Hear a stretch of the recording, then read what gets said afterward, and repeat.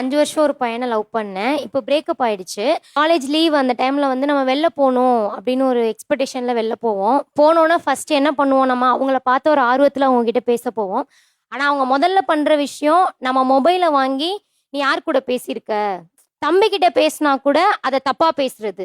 அதே மாதிரி வந்துட்டு அவங்க ஃபர்ஸ்ட் ரிலேஷன்ஷிப்ல இருந்த பொண்ணை வந்துட்டு நான் இருக்கும்போதே 5 வருஷமா அந்த பையனை நான் லவ் பண்றேன். வீட்டுக்குலாம் தெரியும். நான் இருக்கும்போதே அந்த பொண்ணை போயிட்டு 1 மந்த் ரெகுலரா பார்த்துருக்காங்க. நான் டைரக்டா அந்த இடத்துக்கு போயிட்டேன். போட்டோ காட்டி கேட்டேன், இந்த பையனை தெரியுமான்னு. நீங்க ஏன் கேட்குறீங்க அப்படின்னு கேட்டுச்சு. நான் லவ் பண்ற பொண்ணு அதனால கேட்குறேன் அப்படின்னோடனே, நான் அப்படிதான் பேசுவேன் அப்படின்னு சொல்லிட்டு சடனா போய் அந்த பொண்ணு கால் பண்ணி இந்த மாதிரி ஒரு பொண்ணு வந்து கேட்குது அப்படின்னு சொல்லிடுச்சு. அப்ப அந்த இடத்துல நான் கேட்டது வந்து அவங்க கிட்ட, நான் இருக்கும்போது நீங்க ஏன் போய் அந்த பொண்ணு கிட்ட பேசுறீங்க அப்படின்னு கேட்டதுக்கு நான் அடிச்சு கண்ணெல்லாம் ஃபுல்லா ரத்தம் ஆயிடுச்சு.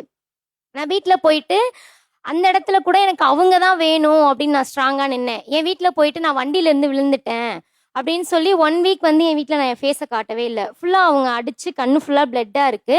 நீங்க உங்க லைஃப்ல இருந்து அவர் போனதுக்காக சந்தோஷப்படுறீங்களா, வருத்தப்படுறீங்களா? நான் என் அம்மா அப்பாவை ரொம்ப கஷ்டப்படுத்திட்டேன் அப்படின்னு யோசிச்சேன். யாரோ ஒரு பர்சன் காண்டி நம்ம அம்மா அப்பாவை நம்ம ரொம்ப கஷ்டப்படுத்தணும் அப்படின்னு யோசிச்சேன்.